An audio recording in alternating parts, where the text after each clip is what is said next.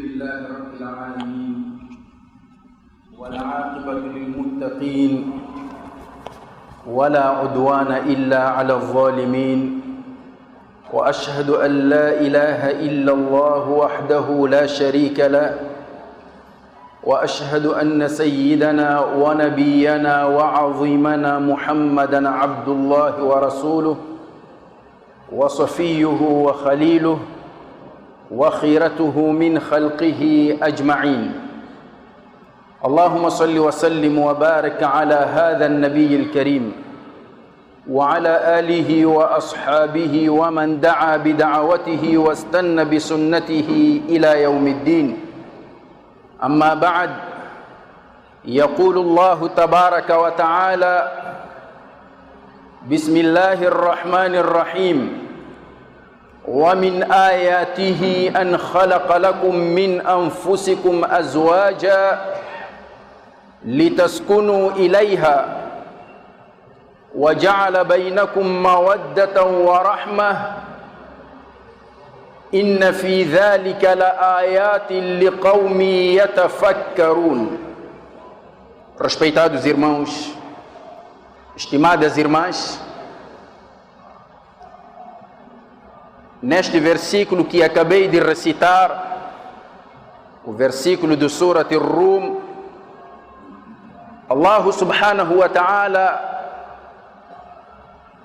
fala sobre as suas dádivas, as dádivas com que agraciou a raça humana. É uma dádiva que permite a continuidade da raça humana através do casamento. A relação entre um homem e uma mulher através do casamento.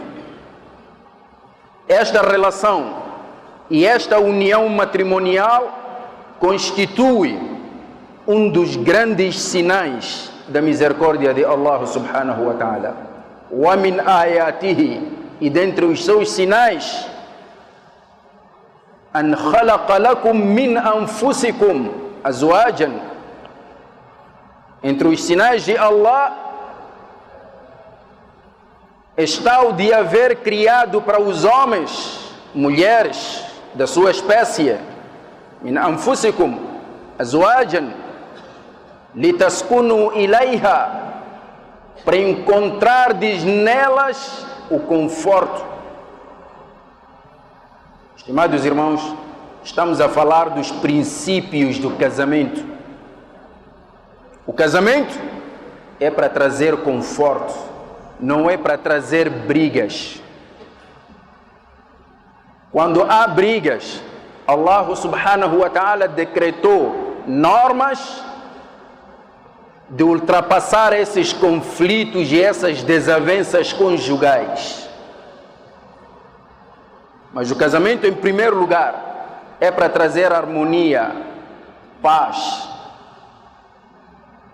Quando o casamento não consegue realizar estes propósitos, não consegue trazer a paz, não consegue produzir o conforto, então a melhor solução é o talaq, divórcio.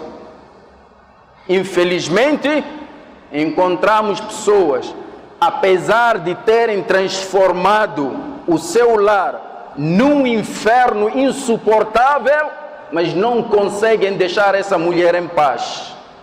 Não conseguem deixar esse homem em paz, para cada um procurar a sua sorte numa outra pessoa. Continuam a insistir com casamentos falhados. Para outras coisas, temos muita coragem, mas para enfrentarmos os nossos problemas conjugais, sofremos de epilepsia, sofremos de paralisia. A nossa mente já não funciona. Allah subhanahu wa ta'ala diz: فَأَمْسِكُوهُنَّ بِمَعْرُوفٍ أَوْ سَرِّحُوهُنَّ بِمَعْرُوفٍ. Tomem as mulheres com benevolência ou separai-vos delas com benevolência. E nós só cumprimos a primeira parte deste versículo. Quando vamos casar, vamos com os rostos risonhos, sorridentes. Já para o talaq, já não observamos a outra metade do versículo. Ao sarrihuhunna, ou separai-vos delas com benevolência. Inventamos problemas. Estamos sempre à procura de um bode expiatório, mas este não é nosso assunto. Continuemos com o versículo. An khalaqa lakum min anfusikum azwajan.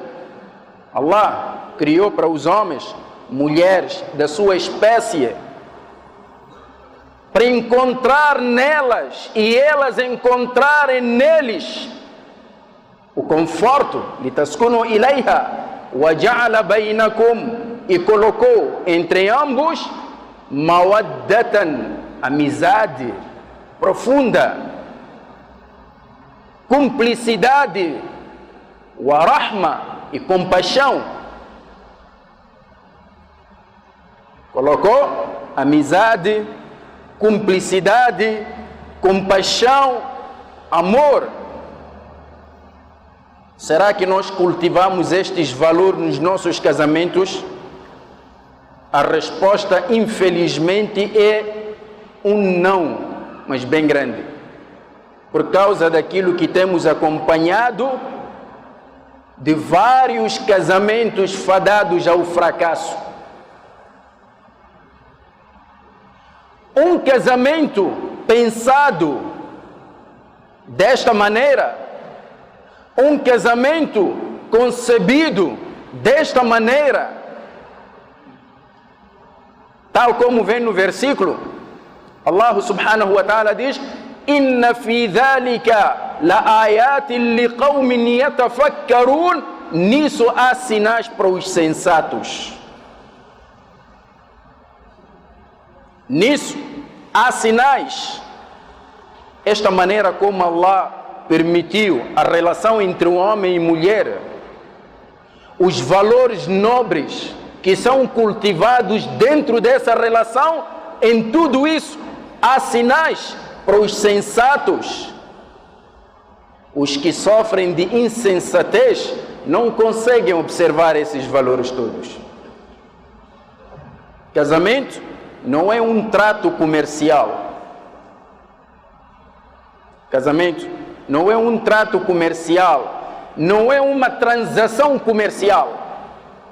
É a união de duas almas antes da união de dois corpos. Este é o casamento no Islã, estimados irmãos. A mulher e o homem, quando se unem em casamento, são duas entidades com os mesmos direitos, com as mesmas obrigações, são iguais nos direitos e nas obrigações, simplesmente não são idênticos. Cada um deles foi concebido para desempenhar um determinado papel. Há responsabilidades e há regras. Enquanto nós brincamos, Allah nos diz que o casamento tem regras. Quantos muçulmanos conhecem essas regras? O casamento, tal como acabei de descrever, à luz do versículo do Surat Ar-Rum, estimados irmãos, constitui um ritual, ibadah no Islã.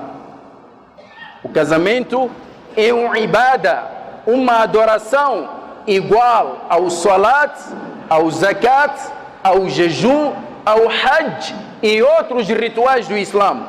Não há diferença nenhuma. Razão pela qual celebramos o nikah à luz das orientações de Allah. Recebemos as mulheres em nome de Allah e elas recebem-nos em nome de Allah. Tanto que até perguntam ao noivo: aceita casar? E ele diz que aceito, ninguém lhe obrigou. Antes do nikah, o representante da noiva, as testemunhas, vão ter com a noiva para mais uma vez consultar. Quer dizer, não lhes bastou o fato da mulher ter se deslocado de casa para a mesquita, mesmo assim ainda vão perguntar pela última vez: aceitas casar de livre vontade? E ela diz que aceito. Então, estimados irmãos, esse casamento é ibada. Entretanto, nós, os muçulmanos dos últimos tempos, transformamos este ritual, este ibada, num objeto de desobediência às ordens de Allah. Transformamos este ibada num momento de violação das normas de Allah. Como? Por causa de hábitos e costumes, tradições que chocam diretamente com aquilo que são as orientações divinas.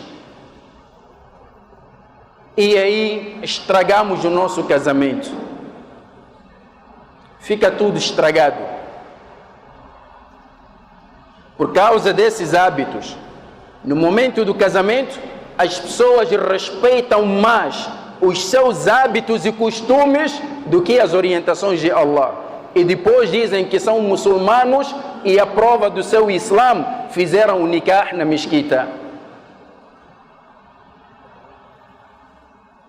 Estimados irmãos, hoje queremos falar um pouco destes hábitos e costumes que nós introduzimos nos nossos casamentos.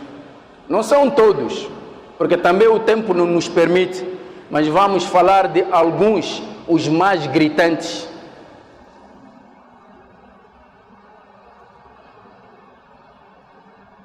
Estimados irmãos, Allah subhanahu wa ta'ala, uma das coisas que ele detesta é o esbanjamento.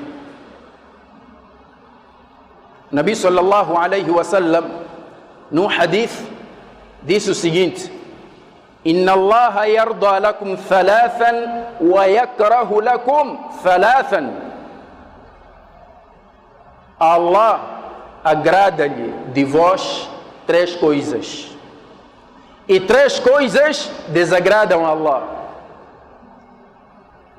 Vamos começar com as coisas que agradam a Allah. A primeira destas coisas que agradam a Allah: An ta'buduhu wa la tushriku bihi shay'a. Adorar Allah e não lhe atribuir parceiros. Allah gosta muito disso. Wa an ta'tasimu bihablillah. Apegarem-se ao dini de Allah. Allah gosta de ver os muçulmanos juntos, apegados às orientações de Allah. A terceira coisa: wala tafarraqu. E não discrepeis nisso. Quer dizer, Allah não quer ver os muçulmanos juntos. A união dos muçulmanos deve ser efetiva em nossas vidas. Estas são as coisas que Allah gosta. As 3 coisas que Allah detesta, Allah não gosta, quais são? Al-qil wal-qal, a fanfarronice. A fanfarronice, estimados irmãos, que é falar sem limites. A pessoa, desde que acorda, esta boca só descansa quando apanha sono de noite. Tudo que vê tem que passar pela boca. Dizem, ouvi fulano, ouvi dizer. Quer dizer, você não tem outra vida, só ouvir dizer, dizem, só. Pessoas falabaratas. Lá não gosta desse tipo de pessoas. Preciso controlar a boca. Nem tudo que se sabe deve se dizer. O crente pensa primeiro antes de falar. Esta é a primeira coisa que Allah não gosta. Al-qil wal-qal. A segunda coisa, wa kathratu su'al, questionamentos excessivos, inúteis. Há pessoas que gostam muito de perguntar. Uma coisa é perguntar para se informar, para depois praticar. Mas há pessoas que perguntam só para criar conflitos. Não pergunta porque ele quer saber, isso não lhe interessa. Não pergunta porque quer mudar, melhorar o seu comportamento, isso não lhe preocupa. Não pergunta porque quer pôr em prática, pergunta só para queimar o tempo dos outros. Há pessoas que não gostam de ir aprender. Não gostam. Mesmo que tenha para tal possibilidade, não vai. Então, o que é que ele faz? Basta ver um álimo, a pergunta já aparece. Ainda bem que me encontrei consigo, o Sheikh. Estava aqui a debater um assunto. O homem é filósofo. E apresenta-te o seu caso.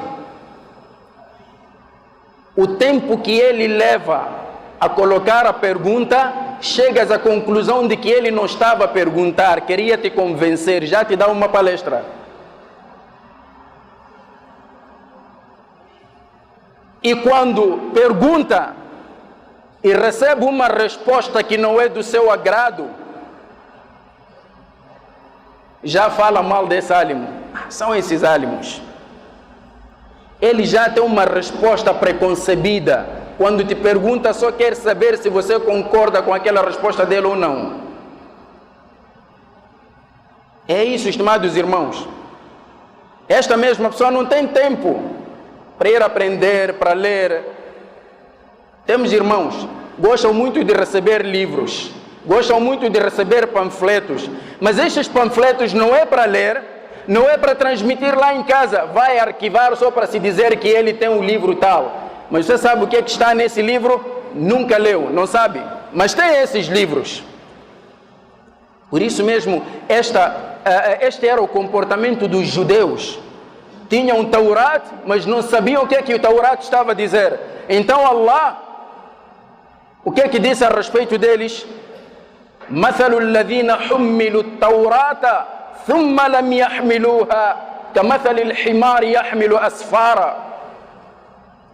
Aqueles a quem confiamos o Taurat, o conhecimento divino, no entanto não sabem o que é que o Taurat encerra, são como se fossem jumentos que carregam livros, no entanto não sabem o conteúdo desses livros. Jumentos, burros. Nós recebemos o livro e não lemos. Estimados irmãos, a terceira coisa que Allah não gosta é aqui onde vem o nosso assunto.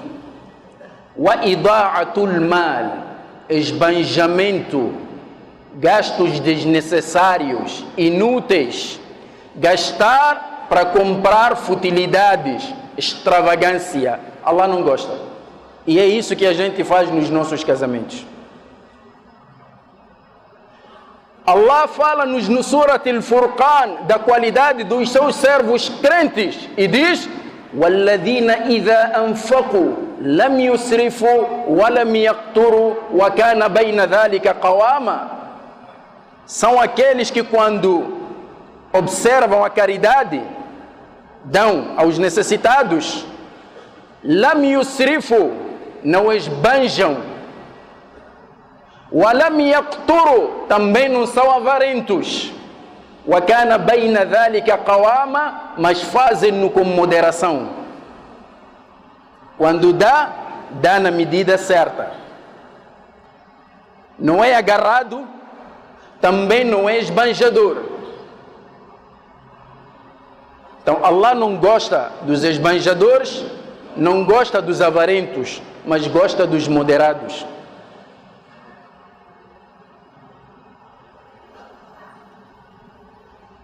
E os esbanjadores, estimados irmãos, têm uma outra classificação. Allah subhanahu wa ta'ala no Quran al-Karim diz o seguinte: وَلَا تُبَذِّرْ تَبْذِيرًا, não deves esbanjar, Por que, Arab? Por que nós não podemos ser esbanjadores? Porque os esbanjadores são irmãos. Irmãos de quem? Escutam o versículo a seguir. Innal mubadhirina, os esbanjadores, kanu ikhwana shayatin, são irmãos dos satanases. Já viram, estimados irmãos? Um de nós, quando tem afinidades com o Shaitan, são irmãos, irmãos de sangue. Já imaginaram isso? E por que somos irmãos do Shaitan quando somos esbanjadores? Inna shaitana, inna al-mubadhirina kanu ikhwana shayatin wa kana shaitanu li rabbihi kafura. E o Shaitan era um ingrato para com o seu Senhor. O esbanjador é um ingrato. Estimados irmãos, esta medida que Allah subhanahu wa ta'ala revelou no Corão al-Karim há 15 séculos atrás, se os muçulmanos pusessem em prática, observassem com regularidade, com rigor, qual seria o resultado? Hoje, segundo as leis da economia, o que eles dizem? Hoje todo mundo, os recursos naturais de que os humanos dispõem são cada vez mais poucos em relação à densidade populacional. Quer dizer, enquanto nós, humanos, estamos cada vez mais a aumentar no planeta Terra, os recursos que temos estão a diminuir. E isso é uma das causas da pobreza a nível mundial. Quando temos esse problema e não existe uma distribuição equitativa da riqueza nacional, o problema então sobe. Quando temos esbanjadores e avarentos, o problema então não tem limites.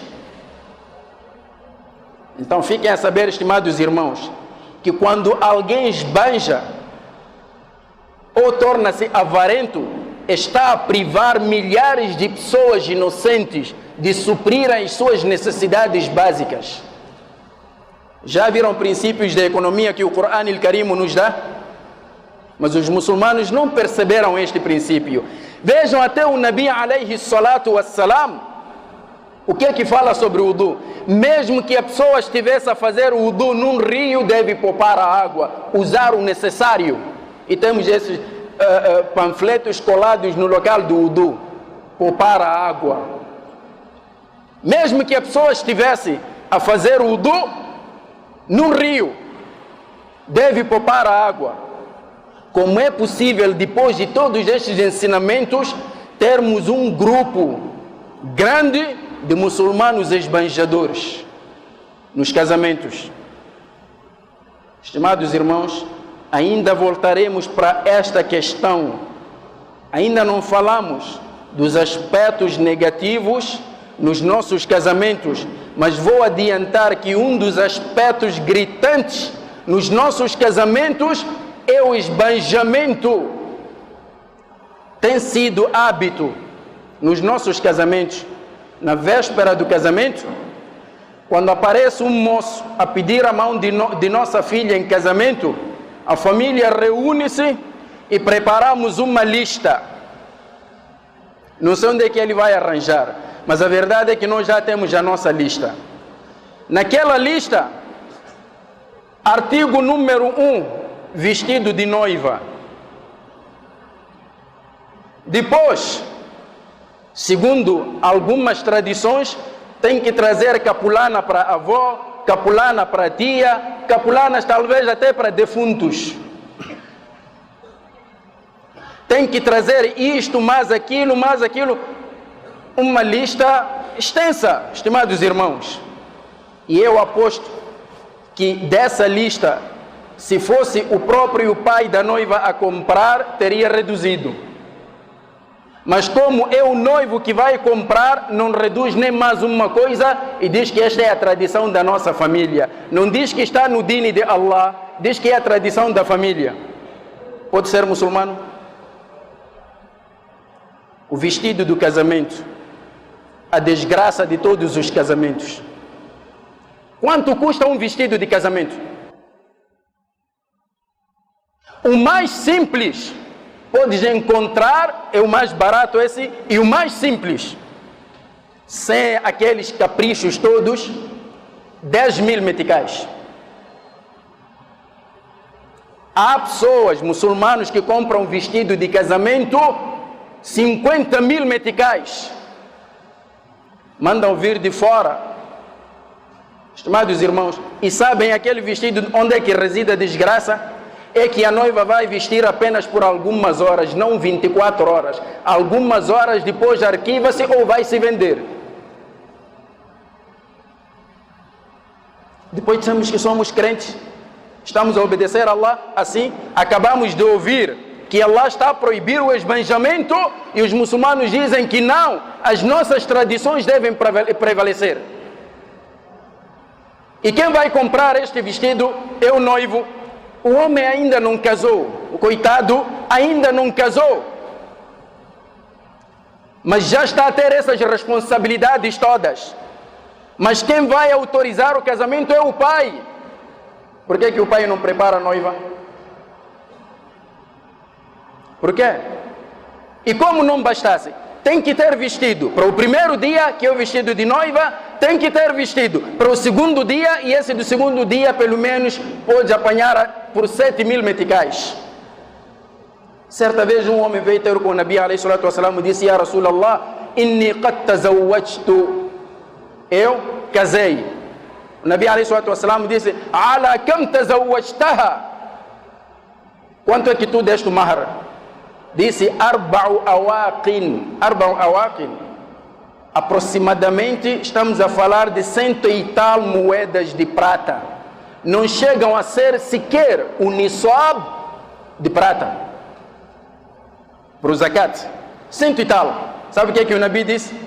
Arba'u awaqin ka'annama tanhituna al-fiddata min urdi hadha al-jabal. 100 e tal moedas de prata, até parece que partem o ouro da superfície desta montanha. Nós temos 7 milhões, 30 milhões, 40 milhões para 2 dias só. Parece que o dinheiro respiram. Ao respirar logo cai uma nota, outra respiração cai uma nota. É assim. E depois os dois casam.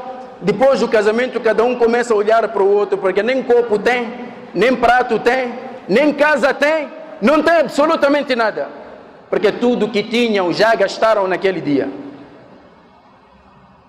Casamento, convidamos todo o povo moçambicano, e não nos basta, ainda vamos convidar o povo da Suazilândia, para se dizer que olha, o casamento dele, mashallah, estava cheio, a Avenida Eduardo Mondlane parou. Já viram, estimados irmãos, estes hábitos e costumes que Allah detesta? Os profetas, melhores criaturas de Allah, foram tão simples nos seus casamentos. E sabem por que isso acontece? Porque a nossa preocupação naquele dia é de manifestarmos o nosso desejo de sermos conhecidos, que realmente aquele senhor tem. Já viram, estimados irmãos? Entretanto, procuras por todos estes hábitos e estas superstições no dini de Allah, não tem existência nenhuma. Como é que o casamento não vai falhar? Outro hábito. A chamada lua de mel. Sabiam que é um hábito antigo dos gregos que tinha a ver com os seus rituais, os seus ídolos? E nós imitamos e recebemos isso. Quando não há lua de mel, não há nada. A pessoa lua de Ramadã não consegue ver, mas lua de mel consegue ver. Pois dissemos que somos muçulmanos. Outro hábito, não menos grave, São os chamados convites. Convite o que é? Você está a convidar alguém, olha, venha para o meu casamento. Quanto é que custa um convite só? Um papel tão ornamentado que a pessoa só vai ler e já perdeu a sua validade. Já acabou. Estamos 20, 30, 40 milhões para convites. E depois dissemos assim, somos tão simples, o casamento era tão simples. Que simplicidade, estimados irmãos. É por isso que os nossos casamentos falham por causa desses erros. No dia que limparmos essas superstições dos nossos casamentos, estimados irmãos, já vão de ver. Muitos já vão de conseguir viver muitos anos em paz. Enquanto isso não acontecer, estamos sujeitos a conduzirmos os nossos casamentos para o abismo.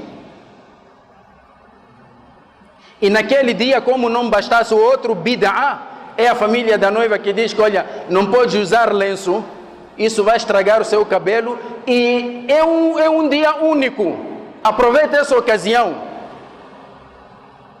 Já imaginaram também Malakul Maut aproveitar aquele dia único para vir levar a noiva? O que é que ela vai responder a Allah? Vai dizer que a minha mãe obrigou-me, era a tradição da minha família. Nós, quando casamos, temos que deixar os cabelos soltos. Só para dizer, estimados irmãos, estes bid'ahs todos que acabei de mencionar, estas superstições todas, não têm enquadramento no dini de Allah. Ou somos crentes, limpamos das nossas vidas estas superstições, ou então somos hipócritas. Ainda não falamos de outras coisas. Ainda não falamos. Talvez numa outra ocasião, não mexemos aí nem sequer a música, por aí em diante, bebidas alcoólicas. Mas estamos a falar destas coisas que as famílias não querem lá saber. Você é rico, é pobre, tem que trazer aqui vestido de noiva.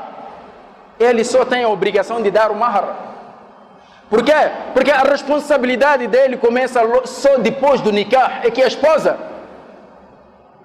Aquilo tudo que o noivo dá antes do nikah é simplesmente uma oferta. Se ele quiser, vai dar. Se quiser, vai restituir. Não tem pecado nenhum.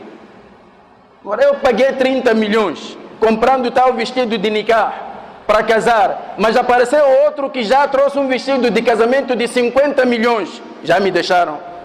Onde é que vou arranjar o meu dinheiro? Quer dizer, nem mulher, nem dinheiro, nem nada. Pois quando vou pedir para restituir, dizem como é mau, esses homens não vale a pena. Teve coragem de restituir? Se vocês também tiveram coragem de me exigir. Estimados irmãos, اللهم إنا نسألك وأنت خير مسؤول أن تنصر الإسلام وتعز المسلمين. اللهم أرنا الحق حقا وارزقنا اتباعه وأرنا الباطل باطلا وارزقنا اجتنابه. وارض اللهم عن الأربعة الخلفاء الراشدين الحنفاء أبي بكر وعمر وعثمان وعلي عليهم سحائب رضوان الله وعلى سائر الصحابة أجمعين. عباد الله، إن الله يأمر بالعدل والإحسان وإيتاء ذي القربى وينهى عن الفحشاء والمنكر والبغي يعظكم لعلكم تذكرون. قوموا إلى صلاتكم يرحمكم الله وأقم الصلاة.